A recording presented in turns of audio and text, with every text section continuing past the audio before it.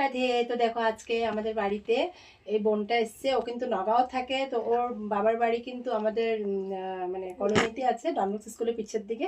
তো আজকে আমাদের বাড়িতে আসলো, গোপুসোনাকে একটু দেখবে আর আমার সাথে একটু কথা বলতে আসলো। তো দেখো আমি একটু মানে গোপুসোনার চরণে ছুঁয়ে এই মালাটা রেখেছিলাম ওকে দেবো বলে।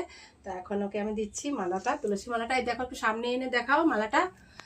এই দেখতে পাচ্ছ তুলসী মালা, দেখো কি সুন্দর রাধা কৃষ্ণের লকেট আছে। এখন ও মালাটা লাগাবে। কেমন লাগছে মালাটা? ভালো লেগেছে। এই দেখো, দেখো এখন ও বন্ধুরা, মালাটা আমাকে লাগাবে। দিয়েছে দিদি ভালোবেসে, খুব ভালো লাগছে। এখন লাগাবো। মালাটা লাগাও।